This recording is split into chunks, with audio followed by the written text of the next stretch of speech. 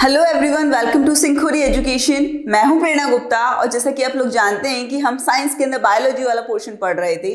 Biology के अंदर हम चैप्टर नंबर 2 पढ़ रहे थे, दैट इज ह्यूमन सिस्टम यानी मानव तंत्र। मानव तंत्र क्या होता है? सबसे पहले मानव तंत्र को समझने के लिए आपको तंत्र को समझना बहुत जरूरी था। तो मैंने अच्छे से एक्सप्लेन बता दिया था कि तंत्र होता क्या है। जब आप किसी भी काम को परफॉर्म करने के लिए, किसी भी फंक्शन को परफॉर्म करने के लिए बहुत सारे ऑर्गन्स एक कोऑर्डिनेशन में काम करते हैं, तो एक सिस्टम का फॉर्म होता है। ठीक है, यानी एक तंत्र के अंदर बहुत सारे ऑर्गन्स होते हैं जो आपस में कोऑर्डिनेट करके काम कर रहे हैं कि नहीं इसके बाद ये काम होगा, फिर उसके बाद ये काम होगा, और तेरा भाई ये काम है, मेरा भाई ये काम है। तो इस तरीके से हमारे ऑर्गन्स काम करते हैं। अब मैंने आपको बताया इस चैप्टर के अंदर में 5 तरह के सिस्टम्स पढ़ने हैं। ठीक है, हमने ऑलरेडी 2 सिस्टम्स कंप्लीट कर लिए हैं। अगर आपने वो वीडियोस पहले जाके चेक नहीं किए हैं, पढ़े नहीं हैं, तो आप पहले वो पढ़ लीजिए जाके। आज हम अपना 3rd सिस्टम स्टार्ट कर रहे हैं। हमने 2 सिस्टम जो कंप्लीट किए हैं वो है digestion system, that is a पाचन तंत्र, and second is respiration system यानी आपका श्वसन तंत्र। हमने दोनों सिस्टम्स पढ़ लिए थे। आज से हम अपना 3rd सिस्टम स्टार्ट कर रहे हैं हम, that is circulatory system, blood circulatory system, रक्त परिसंचरण तंत्र। अब रक्त परिसंचरण तंत्र आज से स्टार्ट करेंगे, लेकिन सबसे पहले हमें रक्त परिसंचरण तंत्र को पढ़ने के लिए हमें जानना होगा रक्त होता क्या है, blood, what is blood actually. ठीक है, तो आज की क्लास में हम पढ़ेंगे व्हाट इज ब्लड, ब्लड क्या होता है, रक्त क्या होता है, रक्त कितनी टाइप का होता है, रक्त क्या काम करता है हमारी बॉडी के अंदर, कितने टाइप का ब्लड सेल्स होती हैं, कितने टाइप की आपकी कोशिकाएं होती है, रक्त कोशिकाएं होती है। ठीक है, तो आज की क्लास को समझ में आ गया। आज की क्लास में हम ब्लड के बारे में डिटेल से स्टडी करने वाले हैं। तो सबसे पहले क्या करना है आपको, सिंखुरी एजुकेशन को सब्सक्राइब नहीं किया, सब्सक्राइब कर देना। इस वीडियो को लाइक कर दो, शेयर कर दो, जितना हो सके दोस्तों के पास शेयर कर दो। और टेलीग्राम चैनल का लिंक आपको डिस्क्रिप्शन में मिल जाएगा, उसे फटाफट जाके ज्वाइन कर लेना, जो कि वहां पे आपको सारा मटेरियल, सारे सैंपल पेपर, सब कुछ वहां मिल जाएगा आपको। धीरे धीरे वहां अपलोड होता जा रहा है, तो पहले जाके उसे ज्वाइन कर लीजिएगा। तो चलिए शुरू करते हैं आज की class. What is blood, blood क्या काम करता है। देखो, ब्लड मैंने आपको बताया था कि हमारे बॉडी के अंदर ऑक्सीजन ले जाने का काम, या फिर आपके जो प्रोटीन, आपकी जो भी चीज़ें बॉडी को रिक्वायर्ड है, उन सबको इधर उधर ले जाने का काम कौन करेगा? आपने खाया, फिर आपका चलो वो चीज़ अवशोषित हो रही है, वो चीज़ मिल रही है आपकी बॉडी को, लेकिन आपकी बॉडी के सारे ऑर्गन्स तक पहुंचाने का काम कौन करेगा? That is blood. ठीक है, रक्त यही काम करता है। तो रक्त क्या होता है? रक्त एक टिश्यू है, एक तरल, एक लिक्विड टिश्यू है। सबसे पहली बात, ऑब्वियसली ब्लड है, लिक्विड टिश्यू होता है। तो उसकी स्टैंडर्ड डेफिनेशन क्या होगी रक्त की? रक्त एक तरल संयोजी ऊतक है जो मानव व अन्य पशुओं में, डेफिनेटली ह्यूमन के बारे में हम बात कर रहे हैं, हम ह्यूमन सिस्टम पढ़ रहे हैं, बट हम हर तरह के जो आपका एनिमल्स होंगे या कोई भी और भी होंगे, उनके अंदर ब्लड तो होता ही है। तो इसलिए यहाँ पे मेंशन किया मानव व अन्य पशुओं में आवश्यक पोषण तत्व। अब पोषण तत्व हमने फर्स्ट चैप्टर के अंदर पढ़े थे, कौन कौन से पोषण तत्व होते हैं? विटामिन, प्रोटीन, खनिज लवण, वसा, इन सब चीज़ों की जो भी आपके जो पोषण तत्व थे, वह ऑक्सीजन, स्पेशली ऑक्सीजन को कोशिकाओं में तथा कोशिकाओं से अपशिष्ट उत्पादों एवं वेस्ट प्रोडक्ट्स यानी कार्बन डाइऑक्साइड और साथ ही साथ कार्बन डाइऑक्साइड। अब देखो, आपने ये तो मैंने बता दिया आपका पोषण तत्व हो गए, आपके विटामिन, प्रोटीन, खनिज लवण, जो भी आपके पोषण तत्व हो गए। सेकंड, आपने ऑक्सीजन इनहेल करते हैं, ऑक्सीजन इनहेल कर रहे हैं, वो आपकी पूरी बॉडी के हर ऑर्गन्स तक पहुंचेगी कैसे? अगर ऑक्सीजन आपकी बॉडी के हर ऑर्गन तक नहीं पहुंचेगी तो प्रॉपर फंक्शन नहीं कर पाएंगे, और जब आपके ऑर्गन्स प्रॉपर फंक्शन नहीं कर पाएंगे तो डेफिनेटली आपके ऑर्गन्स डैमेज होंगे, आपकी डेथ हो सकती है। तो ऑक्सीजन का आपके हर ऑर्गन तक पहुंचना, प्रॉपर अमाउंट में, सही टाइम पे पहुंचना बहुत जरूरी है। ये काम कौन करेगा? ये काम करेगा आपका ब्लड। ये ब्लड ही आपको करता है। आपने ब्लड प्रेशर पढ़ा था, ब्लड प्रेशर के अंदर क्या बताया था हमने? लो ब्लड प्रेशर के अंदर क्या था? ब्लड कम फ्लो हो रहा है। ब्लड कम फ्लो होने से क्या हो रहा है कि ऑक्सीजन आपके सारे ऑर्गन्स तक पहुंच नहीं पा रही है, तो वहां आपको प्रॉब्लम हो जाती थी। इसलिए ऑक्सीजन के फ्लो का काम करता है। साथ के साथ ऑक्सीजन जो आपका खाना है वो ऑक्सीडाइज होता है, देन फिर आपकी CO2 फॉर्म होती है। अब CO2 को बाहर निकालने का काम कौन करेगा भाई? CO2 को बाहर निकालने का काम भी आपका ब्लड ही करता है। तो ठीक है, आपकी कार्बन डाइऑक्साइड को इसका परिवहन करता है। आपके अपशिष्ट उत्पाद होते हैं बॉडी के अंदर, कुछ चीजें रिक्वायर्ड नहीं है, जो भी आपका एक्स्ट्रा प्रोडक्ट्स हैं वो आपको, उनको भी आपको ट्रैवल करने का, यानी चीजों को इधर से उधर पहुंचाने का, हमारी बॉडी के अंदर चीजों को इधर से उधर पहुंचाने का काम कौन करता है? ब्लड। तो समझ में आ गया ब्लड क्या होता है? Blood is a liquid connective tissue present in a human and other animals that transports essential nutrients and oxygens to cells and metabolic waste products and carbon dioxide from the cells. समझ में आ चुका है? Cell blood की definition में कोई problem नहीं है, blood की डेफिनेशन एकदम क्लियर हो गई है। स्क्रीनशॉट लेना है तो स्क्रीनशॉट ले लो, लिखना है तो लिख लो। फिर इसके बाद देखते हैं ब्लड को आगे कि ब्लड एक्चुअल, ये तो समझ में आ गया ब्लड करता क्या है। अब बाकी ब्लड के बारे में जो डिटेल है वो अपन आगे देखते हैं। तो नोट डाउन हो गया। अब देखिए ब्लड के बारे में आगे। देखो, हमने चैप्टर पढ़ा था एक एसिड और बेस के बारे में। ठीक है, वहां मैंने आपको बताया था कि ब्लड की पीएच कितनी होती है। ब्लड की पीएच होती है, पीएच ऑफ ब्लड 7.4। 7.4 पीएच मतलब 7 से ज्यादा अगर पीएच होती है तो क्या होता है, वो एक बेस होता है, ठीक है, नहीं क्षार, ठीक है। तो यानी ब्लड क्या होगा आपका, एक पॉइंट क्या बनेगा, ब्लड यानी रक्त। अब देखो ये ज्यादा स्ट्रॉन्ग बेस नहीं है, इसकी पीएच बहुत ज्यादा नहीं है, 12 13 इतनी हाई पीएच नहीं है, इसकी पीएच बहुत ही कम है 7.4 में। 7 पे तो वो एकदम न्यूट्रल हो जाता है ना, उदासीन हो जाता है, 7 से थोड़ा ज्यादा है तो एक आप कह सकते हो दुर्बल, या फिर एक, बस आप लिख दीजिए एक हल्का क्षार है, ठीक है। सेकंड, रक्त का निर्माण होता कहाँ है, रक्त कहाँ बनता है, रक्त बनता है आपका रेड बोन मैरो,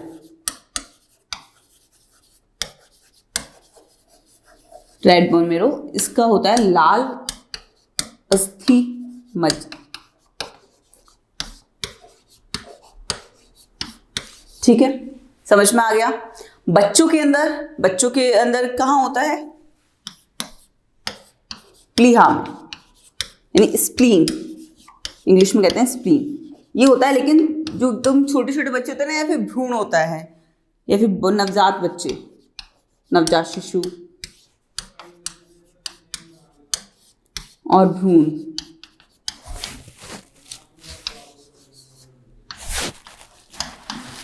ठीक है, समझ में आ गया। पहले फर्स्ट पॉइंट, ब्लड होता क्या है, लिखना किस तरीके से ब्लड के बारे में पहले बताना है, ब्लड होता क्या है, ब्लड की डेफिनेशन क्या है, ठीक है। सेकंड, ब्लड की पीएच बताने से आप बताएंगे कि एक बेस है, ठीक है। थर्ड पॉइंट, ब्लड आपका बनता कहाँ है, ब्लड आपका बनता है लाल अस्थि मज्जा रेड बोन मैरो के अंदर। बट बच्चों के अंदर तो बोन मैरो होती ही नहीं है, जो एकदम नवजात बच्चे होते हैं या फिर इनको भ्रूण होता है, उनको तो बोन मैरो धीरे धीरे डेवलप होता है ना, तो उनकी वो कहाँ होता है, प्लीहा स्प्लीन के अंदर, ठीक है, उनका ब्लड वहां होता बनता है।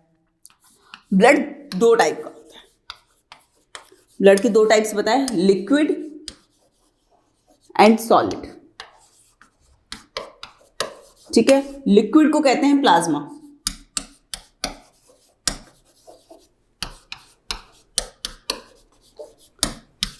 और सॉलिड होता है आपका कार्बनिक यानी ऑर्गेनिक, और अकार्बनिक यानी inorganic.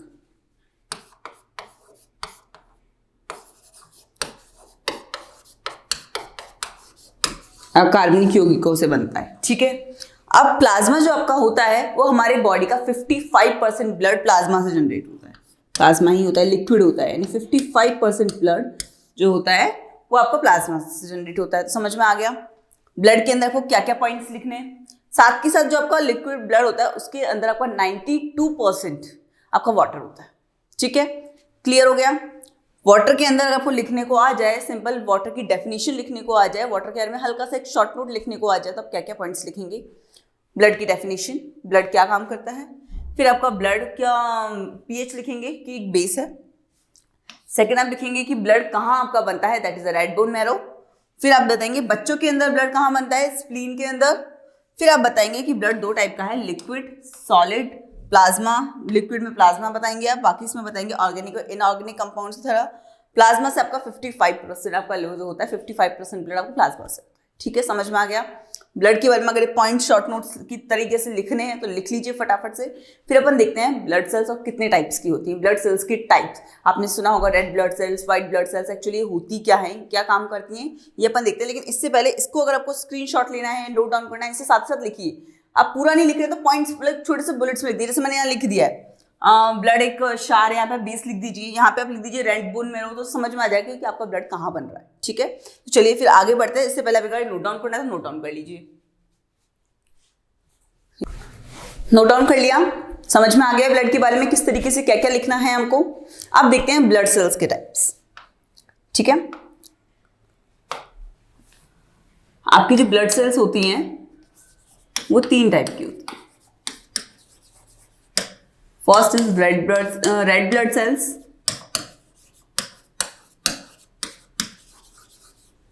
Second is white blood cells,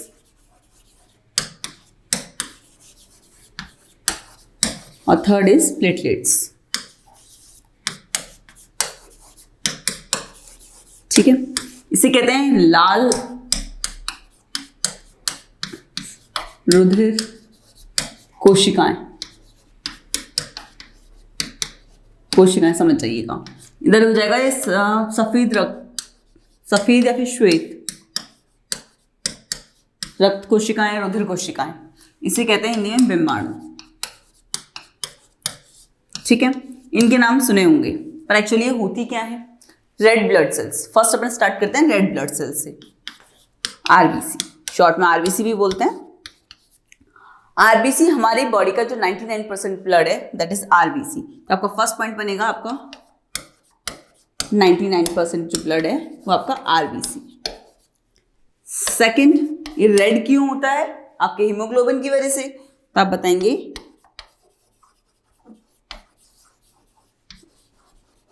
haemoglobin की वजह से ये रेड होता है।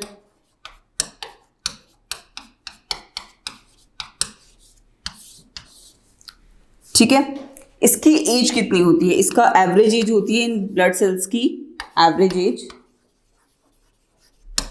यानी औसत आयु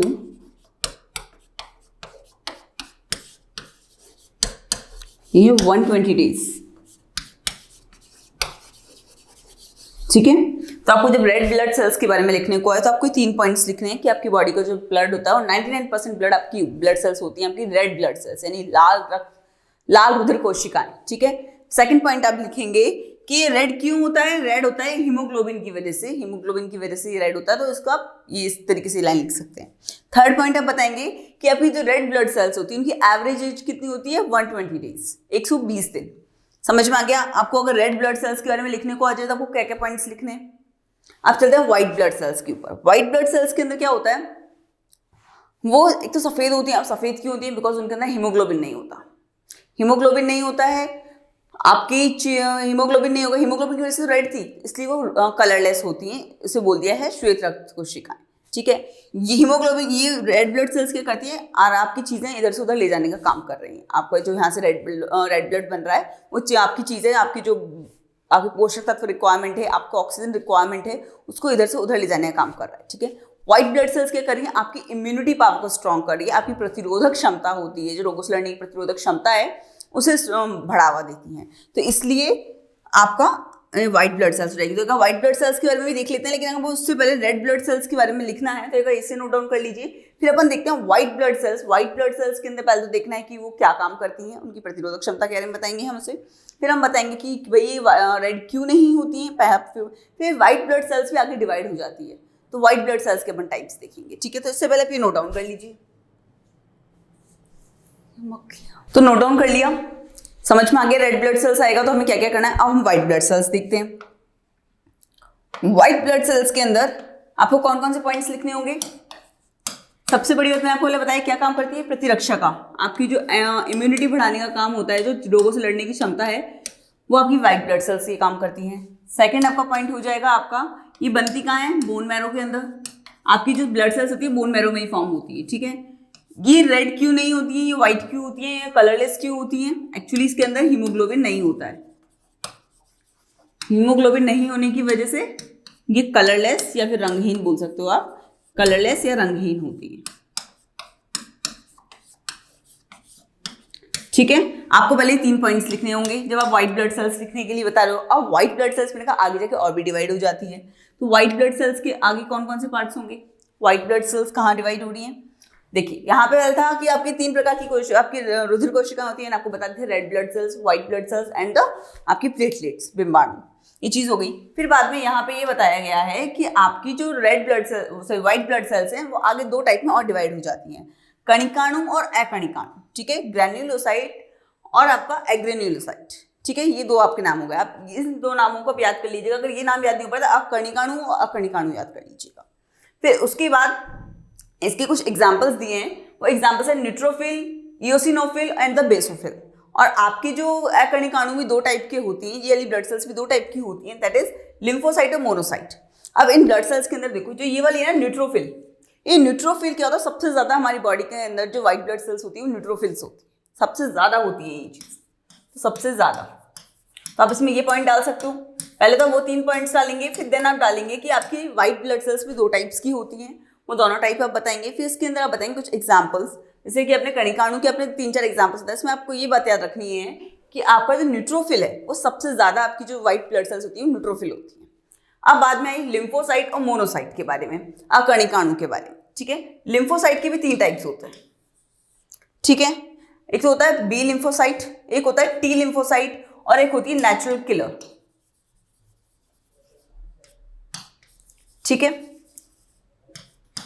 लिम्फोसाइट भी आपकी ऑब्वियसली प्रतिरक्षा बढ़ाने में काम करती है। ठीक है, मोनोसाइट के साथ क्या होता है, मोनोसाइट जैसे जैसे परिपक्व होती है, जैसे जैसे मोनोसाइट ब्लड सेल्स की ग्रोथ होती जाती है, फिर वो आपकी मां भक्षक का काम करती है, वो आपकी रोगों से लड़ने का काम करती है। तो आपकी जो व्हाइट ब्लड सेल्स में जो मेनली जो सेल्स काम करती हैं आपकी जो रोगों से लड़ने का, अपनी प्रतिरक्षा बढ़ाने का, वो कौन कौन सी सेल्स हुई, ये शॉर्ट में बन सकता है कि आपकी व्हाइट ब्लड सेल्स के अंदर कौन कौन सी ऐसी सेल्स हैं जो आपकी रोगों से लड़ने के लिए इंपॉर्टेंटली मेनली रोल प्ले करती हैं। फर्स्ट इज आपका न्यूट्रोफिल, न्यूट्रोफिल हो जाएगा। आप लिम्फोसाइट के बारे में बताएंगे, मोनोसाइट के बारे में बताएंगे। मोनोसाइट स्टार्टिंग में नहीं, पर जैसे जैसे उसकी परिपक्व होती जाती है, जैसे उसकी ग्रोथ होती जाती है, वो बाद में भक्षक का काम करने लग जाती है। तो ठीक है, समझ में आ गया व्हाइट ब्लड सेल्स क्या होता है। व्हाइट ब्लड सेल्स के बारे में आपको अगर थोड़ा सा नोट डाउन करना है तो नोट डाउन कर लीजिए। फिर इसके बारे में हम देखते हैं प्लेटलेट्स के बारे में। प्लेटलेट्स में भी कुछ नहीं, प्लेटलेट्स क्या काम करता है, रक्त का थक्का बनाने का काम करता है। जो ब्लड क्लॉटिंग होती है ना, वो आपकी व्हाइट ब्लड सेल्स बिम्बाणु प्लेटलेट से काम करते हैं, रक्त का थक्का बनाने का काम। अब देखो, रक्त का थक्का नहीं बनेगा तो क्या होगा, ब्लड कंटिन्यूसली फ्लो होता रहेगा, तो आपकी बॉडी के अंदर ब्लड की कमी हो जाएगी। तो प्लेटलेट्स की वजह से आपकी जो आपका चक्का जम जाता है या थक्का जम जाता है ब्लड का, वो प्लेटलेट्स की वजह से होता है। इसकी एक पॉइंट और लिखना पड़ेगा, इसके अंदर 2 होती है, इसकी जो एवरेज एज होती है ओनली 10 डेज। ठीक है, इसकी एवरेज एज होती है सिर्फ 10 दिन। समझ में आ गया, उसकी 120 डेज थी, इसकी 10 डेज है।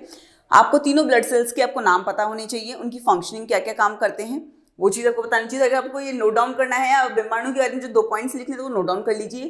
फिर अपन देखते हैं कि आपके ब्लड की क्या क्या फंक्शनिंग है, वो क्या क्या और काम करता है ब्लड। ठीक है, ये नोट डाउन हो गया, कोई प्रॉब्लम नहीं है इसमें। अपन अब आगे देखते हैं कि ब्लड के फंक्शन क्या है, ब्लड के काम क्या है। अब रक्त के कार्य का कुछ मैंने 7 पॉइंट्स बताए हैं, आप इसे लेकर देख लीजिए। देखो, O2 CO2, ऑब्वियसली मैंने आपको स्टार्टिंग में बोला था कि आपकी ऑक्सीजन और कार्बन डाइऑक्साइड को इधर से उधर ले जाने का काम कौन करेगा, आपका ब्लड। सेकंड, पोषण तत्वों का शरीर में विभिन्न स्थानों तक परिवहन। आपने डेफिनेशन के अंदर ही हमने 2-3 पॉइंट्स डाल दिए थे, उन पॉइंट्स को आप ऐसे लिख सकते हो। पीएच बैलेंस करना, पीएच बैलेंस होनी जरूरी है। बॉडी के अंदर आपके एसिड्स भी होते हैं, आपका ब्लड कितना हो गया, बेस हो गया, तो थोड़ा सा पीएच बैलेंस रहती है। आपका टेम्परेचर कंट्रोल करने का काम भी करता है। प्रतिरक्षण के कार्यों को संपादित करना, प्रतिरक्षण का व्हाइट ब्लड सेल्स आपके प्रतिरक्षण के कार्य करती है। हार्मोन आदि को आवश्यकता के अनुरूप परिवहन करना, उसको एक जगह से दूसरी जगह हार्मोन्स को पहुंचाना। देखो, चीज़ों को इधर से उधर पहुंचाने का काम हमारे करेगा ब्लड, चाहे वो आपके पोषण तत्व हो, चाहे आपके हार्मोन्स हो, चाहे आपकी वो O2 हो, चाहे वो CO2। ठीक है, उत्सर्जी उत्पाद, अब ये वाली टर्म भी हमने यूज कर ली थी डेफिनेशन के अंदर। अगर आपने डेफिनेशन याद कर ली तो आप 4 से 5 टर्म्स तो यूं लिख दोगे लाइंस। फिर ठीक है, साथ में आप पीएच के बारे में बता सकते हो, पीएच बैलेंस का काम कर सकता है, आपका टेम्परेचर कंट्रोल का काम कर सकता है, प्रतिरक्षा का काम भी बता सकते हो, व्हाइट ब्लड सेल्स ये काम करती हैं। तो ये चीजें आपको अगर नोट डाउन करनी है, 7 पॉइंट्स अगर आपको अच्छे समझ में आ गए हैं तो उसे फटाफट नोट डाउन कर लीजिए, स्क्रीनशॉट ले लीजिए। फिर हम देखते हैं ब्लड के टाइप्स, ब्लड कौन कौन से टाइप्स के होते हैं। ठीक है, अब ब्लड के टाइप्स देखते हैं, नोट डाउन हो चुका है ये। ब्लड के टाइप्स के अंदर आपने कभी अपना ब्लड ग्रुप चेक करवाया हो तो वहां होता है ना कि नहीं मैं तो A पॉजिटिव हूँ, B पॉजिटिव हूँ, ये क्या होता है?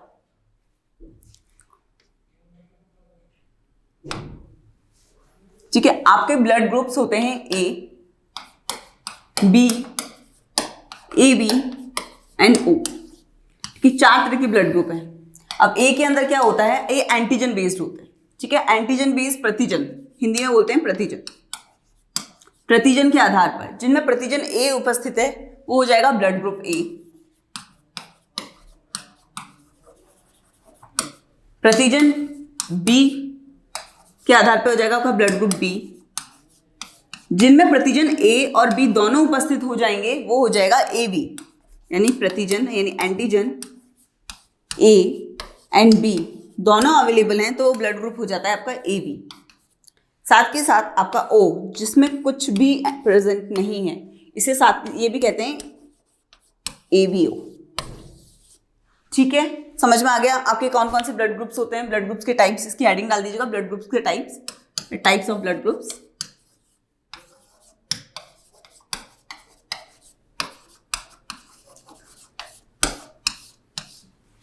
ठीक है, समझ में आ गया ये कौन कौन से ब्लड ग्रुप है। अब ठीक है, ए बी ओ समझ में आ रहा है। अभी बाद में प्लस और माइनस क्या होता है, ये RH होता है, RH धनात्मक, RH पॉजिटिव, RH नेगेटिव। अगर A प्लस है तो यानी आप RH पॉजिटिव है, आप A नेगेटिव है तो RH नेगेटिव है। इस बारे में डिटेल से अपन बाद में पढ़ेंगे, पर अभी आपके सिलेबस में जो गिवन है, सिलेबस में सिर्फ इतना गिवन है कि आपके ब्लड ग्रुप्स कौन कौन से होते हैं। अब प्लस माइनस को क्या हो गया, वो RH पॉजिटिव और RH नेगेटिव। हमारे मैक्सिमम क्या होता है, 80% जो लोग होते हैं ना वो RH पॉजिटिव होते हैं। ठीक है, तो ये चीज आपको इसमें पढ़नी थी। तो ये हो गया ब्लड के बारे में थोड़ी सी जानकारी कि ब्लड क्या होता है, ब्लड के टाइप्स क्या होते हैं, ब्लड का फंक्शन क्या होता है, ब्लड ग्रुप्स क्या होते हैं। आई थिंक आपको सब कुछ क्लियर हो गया होगा, समझ में अच्छे से आ गया होगा, कोई डाउट नहीं होगा उसको लेके। तो जितना हो सके अब क्या करना, अपनी इस वीडियो को शेयर करते रहना है, एकदम शेयर कर दो इसे। और सिंखुरी एजुकेशन को सब्सक्राइब नहीं कर रहे हो तो सब्सक्राइब कर देना, और सिंखुरी एजुकेशन को भी जितना शेयर कर सको कर दो, क्योंकि हमारा मकसद यही है कि लोगों तक क्वालिटी एजुकेशन पहुंचे। तो इसमें मैं आप लोगों के सपोर्ट की बहुत बहुत ज़रूरत है। साथ के साथ आपने टेलीग्राम का लिंक जरूर ज्वाइन कर लीजिएगा। बाकी फिर मिलते हैं अपन नेक्स्ट क्लास में। Thank you so much.